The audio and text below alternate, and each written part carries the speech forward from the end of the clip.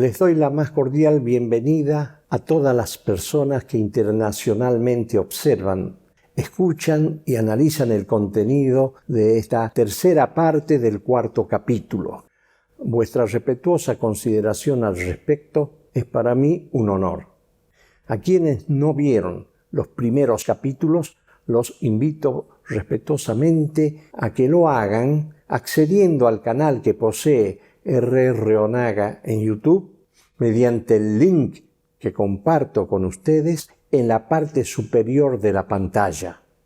Asimismo, los invito a suscribirse y activar la campana de las notificaciones para recibir las actualizaciones de los nuevos videos que subiré periódicamente. Por tal atención de vuestras partes, muchas gracias.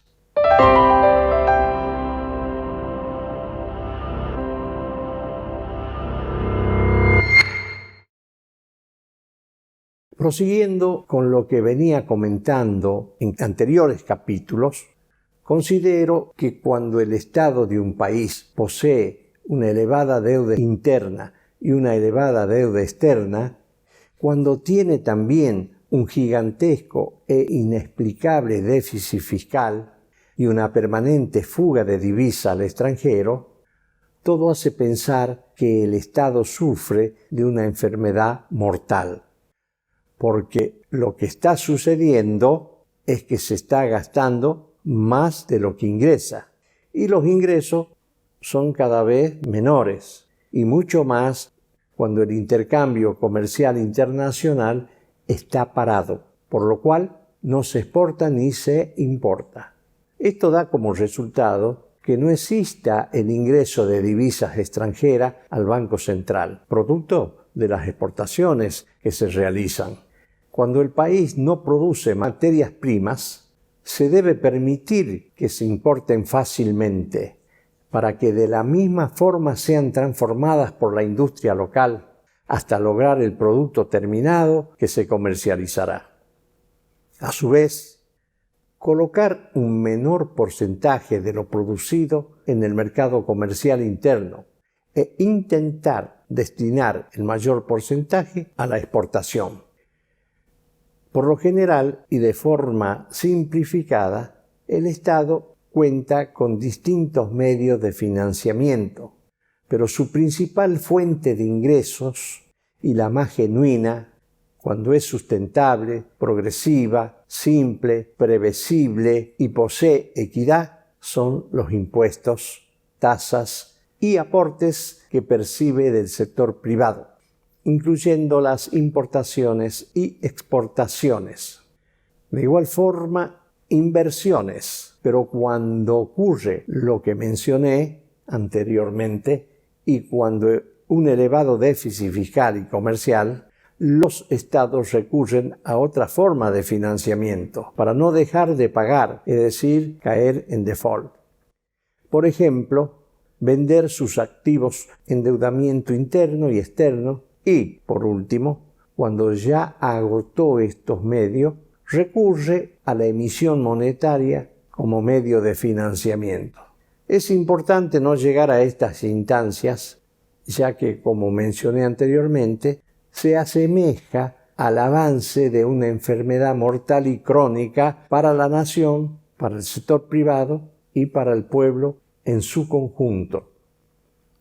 Cuando el Estado de un país y su sector privado son económicamente solventes, cuando el ingreso de divisas extranjeras es permanente, productos de las exportaciones, cuando no existe el déficit fiscal, cuando el sector privado en su conjunto paga con la mayor voluntad posible los impuestos que le corresponden al Estado, por los negocios que estos realizan en el país y en el extranjero, cuando la macroeconomía funciona de esta forma, con estos valores y con un permanente control y rendición de cuentas entre el Estado y el sector privado, cuando el pueblo en su conjunto considera a la familia y a los hogares que la componen como lo más sagrado y lo más importante, Entonces el pueblo con toda seguridad desarrollará una vida digna, de alta moral, de mucha autoestima a su patria, a su persona, a su familia. Lograr esto es lo que hace honorable y confiable a una nación, a un país, a su sector privado y al pueblo en su conjunto. Esto jamás podrá ser igualado por todo el dinero del mundo. El Estado debe siempre informar al pueblo en su conjunto que el empleador natural en todo país es siempre el sector privado, ya que la burocracia de un país bien organizado y equilibrado macroeconómicamente siempre está compuesta y a lo sumo por el 6 a 7% de la cantidad de habitantes que compone la población humana del mismo. El empleo público debe ser de calidad, con personal profesional e idóneo, reducido la fragmentación e intermediación, acorde a los requerimientos de la infraestructura existente y, sobre todo, burocracia y política no deben mezclarse. Siempre se debe respetar lo que indica la Carta Magna de cada país y su espíritu. Ningún Estado ni país puede lograr desarrollo ni ofrecerle al pueblo una vida digna cuando es el mayor empleador de la mano de obra disponible en cada país. Siempre el mayor empleador debe ser el sector privado.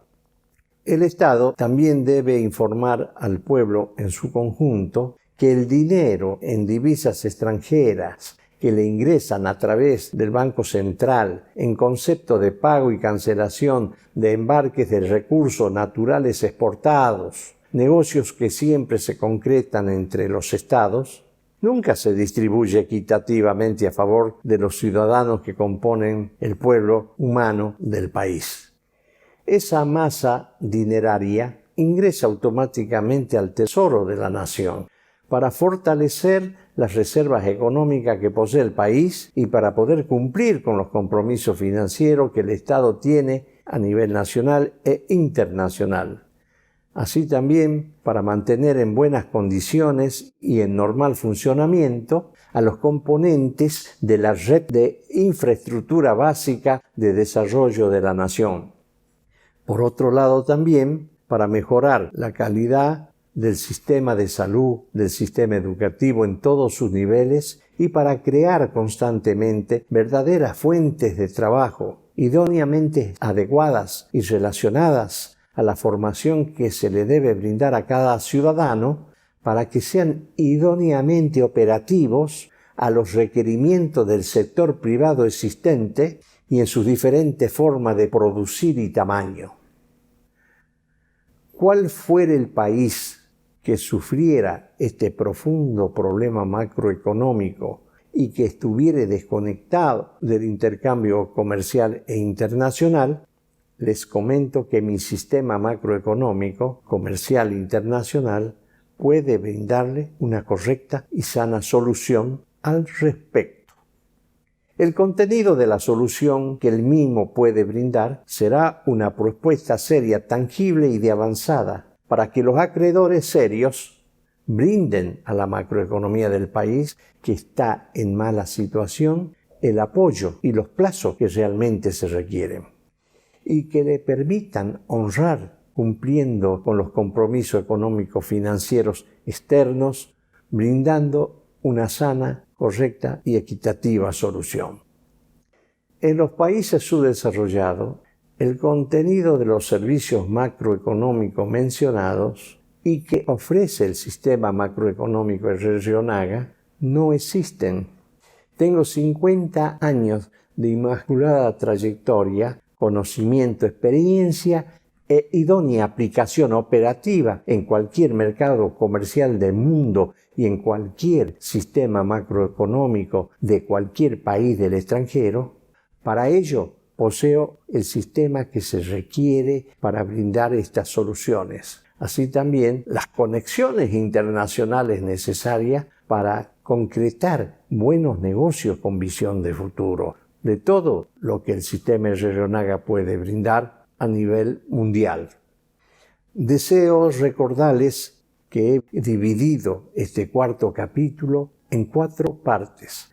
Aquí concluye la tercera. La cuarta parte estará a su disposición el próximo y venidero día lunes. Quienes deseen contactarse con mi persona por distintos comentarios, consultas y asesoramiento, les solicito respetuosamente dirigirse a la descripción de este video, donde encontrarán toda mi información de contacto.